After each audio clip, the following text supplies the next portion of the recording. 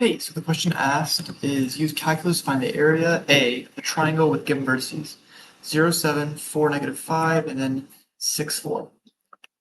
So when approaching a problem like this, I like starting with just labeling on a graph what this looks like. So we've got 0, -4, or 0, 7 rather, which is right here. We've got 4, -5, 5. Got 6, 4 right here. Apologize for these kind of dots. All right, cool. And then further, I'm going to label all of these periods right here. Right. Then we'll draw little lines between them. So we're going to refer to these later. All right, cool. So to find the area of this with calculus, we'll need to take the derivative of this area. And how we're going to do this is we're going to split this up into parts. And specifically, we're going to split this up into parts is to make two triangles. We're going to split it from this dot straight up. And this will all make sense. So to find the area typically, we will need to take the integral of the top minus the bottom. But here, this is a little bit difficult because if we tried to take the top minus the bottom here, we would have some extra space right here. And similarly over here, if we did top minus bottom, we would have a bunch of space over here.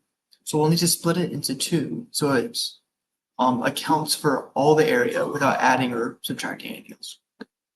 So what we need to do for that is we need to find the equations for these lines. So we will do simple top right over run method to find the slopes of each of these lines. So from A to B, we've got 7 minus -5 over 0 minus 4 gets -3, and so on and so on. After that, we will need to find the point at which x equals 0. So luckily, that's given to us for AB and CA. So these are the equations for AB and CA. -3x plus 7 and -1/2 x plus 7. But for this, for BC, we're not given the this point automatically. What we'll have to do, we do have the slope, however, which is 9/2.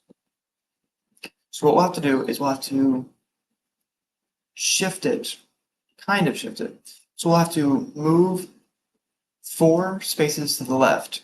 And for each of those spaces, it's shifting 9/2 in the y direction, right? And because it's to the left, it's going to be -4, right? So we're going to do -4 times 9/2 because each of the units is going to shift 9/2 y units. There subtract -5 from that because that's the point that we're at right here. And so this is going to equal this b value right here, right? Which is not going to be 23. Now, we have the equation for this line right here.